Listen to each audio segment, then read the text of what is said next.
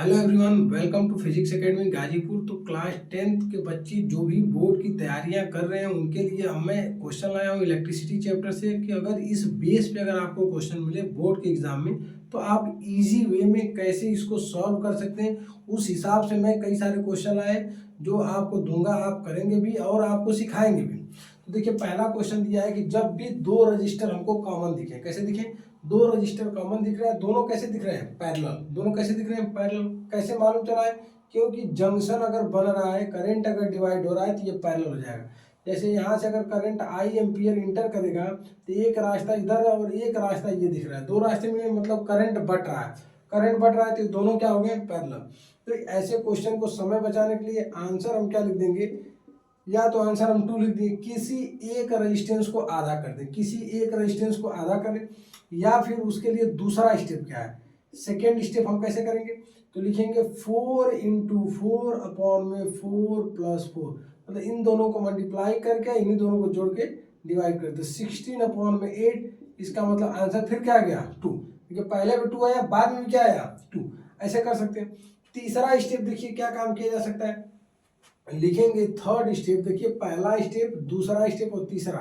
तीसरे में लिखेंगे 1 अपॉन में 4 plus 1/4 is equal to 1 upon में आर इक्विवेलेंट। तो 4 और 4 का एलसीएम क्या आएगा? फिर 4 आएगा। यहाँ पे 1 plus 1 is equal to 1 upon R equivalent. तो आर इक्विवेलेंट की वैल्यू आएगी 4/2, इसका मतलब फिर से क्या गया? 2। मतलब देखिए, तीनों स्टेप से जो आपको समझ में आ रहा है उस पर काम कर सकते हैं। चलिए दूसरे क्वेश्चन पे आ गया। जैसे इन दो क्वेश्चन में क्या था? रेजिस्टेंस कॉमन था। इसमें क्या है? डिफरेंस है। इसमें क्या है? डिफरेंस है। तो इसके लिए काम क्या करेंगे? इसका आंसर देखिए कैसे निकालेंगे। तो हम लिखेंगे आर इक्विवेलेंट की value R1 into R2 upon में R1 प्लस R2।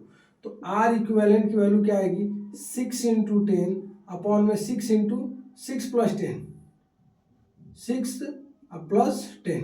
तो 6 10 जा 60 अपॉन में 16 डिवाइड कर लेंगे।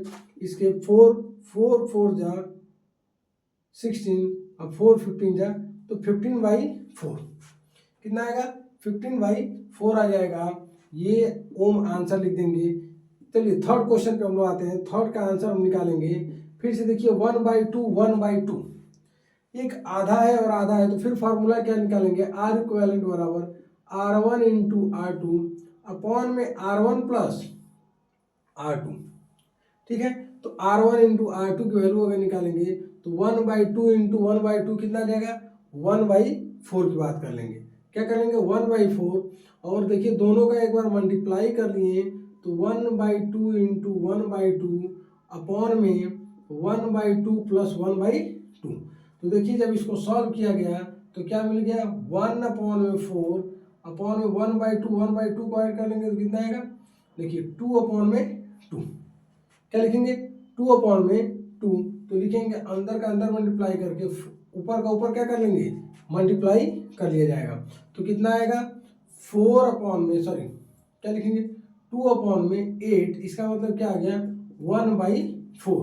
किसकी वैल्यू आई? आर इक्विवेलेंट की वैल्यू निकाल सकते हैं।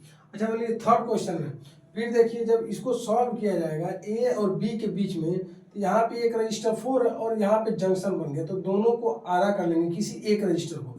तो 4 का आधा क्या होगा? 2, और 2 + 4 को ऐड कर लेंगे तो आर इक्विवेलेंट की वैल्यू कितनी आ जाएगी? 6 ओम। इसको कैसे सॉल्व किया? देखिए सेम क्वेश्चन को हमने यहाँ पे उठा के रख दिया। तो 2 इसका हो जाएगा, 1 इसका, 4 और 2 6 सीरीज में। अगला स्टेप पे आते हैं। फिर देखिए 1/2 1/2, या फिर हम सिंपल सा कर लेते हैं इसको भी इसी फॉर्म में 2 ओम और इसको भी क्या कर लें 2। तो 2 और 2 को क्या कर लेंगे? हाफ, तो 1 प्लस 2, तो आर इक्विवेलेंट की वैल्यू आ जाएगी 3 ओम। समझ में आ रहा है? एक क्वेश्चन मैं दे रहा हूँ जिसे आप कमेंट करके आंसर हमें दीजिए। जैसे मान लीजिए एक रजिस्टर है, एक रजिस्टर ये है और दोनों की वैल्यू क्या है? ये 4 है, ये भी क्या है? 4 है, और ये भी क्या है? 4। और इसके बगल में एक रजिस्टर है, ये भी है 4 ओम का, और ये पॉइंट बी है और ये पॉइंट ए है। इसका आंसर हमें कमेंट करके बताइए।